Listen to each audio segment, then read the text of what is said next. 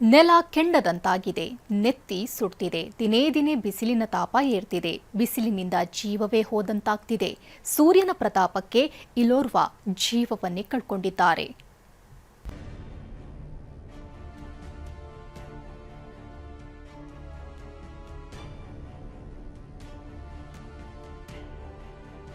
ರಣ ಬಿಸಿಲಿನ ಹೊಡೆತಕ್ಕೆ ಕುಸಿದು ಬಿದ್ದ ವೃದ್ಧ. ತಲೆಗೆ ಪೆಟ್ಟಾಗಿ ಸ್ಥಳದಲ್ಲೇ ವೃದ್ಧ ಕೊನೆಯುಸಿರು. ರಣ ಬಿಸಿಲು, ಬೆಂಗಳೂರಿನ ನೆಲ ಕಾದ ಕೆಂಡದಂತಾಗಿದೆ. ಮನೆ ಬಿಟ್ಟು ಹೊರಬಂದ್ರೆ ಭಾಸ್ಕರನ ಬಿಸಿಗೆ ನೆತ್ತಿ ಸುಡ್ತಿದೆ. ಹೀಗೆ ಮನೆಯಿಂದ ಕೆಲಸಕ್ಕೆ ಹೊರಟಿದ್ದ ವೃದ್ಧ ರಣ ಬಿಸಿಲಿಗೆ ಕುಸಿದು ಬಿದ್ದು ಸಾವನ್ನಪ್ಪಿದ್ದಾನೆ.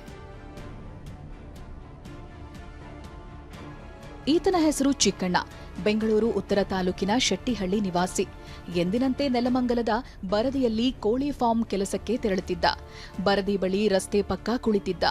ಈ ವೇಳೆ ರಣ ಬಿಸಿಲಿನ ಹೊಡೆತಕ್ಕೆ ಕುಸಿದು ಬಿದ್ದು ತಲೆಗೆ ಪೆಟ್ಟಾಗಿ ಸ್ಥಳದಲ್ಲೇ ಸಾವನ್ನಪ್ಪಿದ್ದಾನೆ.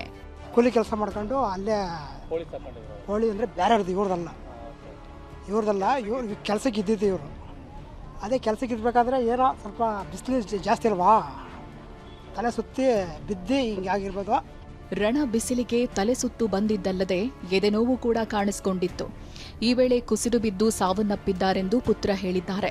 ಬೆಳಗ್ಗೆ ಹೋಗಿದ್ರಂತೆ, ಹೋಗಿ ಅಲ್ಲಿ ಕೂತಿದ್ರಂತೆ, ಸ್ವಲ್ಪ ಎದೆನೋವು ಬಂದಂಗೆ ಆಗೈತೆ, ಬಿದ್ದು ಬೂಡೆ ಹೊಡ್ಕೊಂಡವ್ರೆ. ಮರಣೋತ್ತರ ಪರೀಕ್ಷೆಗೆ ನೆಲಮಂಗಲ ಸರ್ಕಾರಿ ಶವಾಗಾರಕ್ಕೆ ತರಲಾಗಿತ್ತು. ಮರಣೋತ್ತರ ಪರೀಕ್ಷೆ ನಂತರ ವೃದ್ಧನ ಸಾವಿಗೆ ಅಸಲಿ ಕಾರಣ ಏನೆಂಬುದು ಹೊರಬೀಳಲಿದೆ. ಮಂಜುನಾಥ್, ಟಿವಿ9 ನೆಲಮಂಗಲ.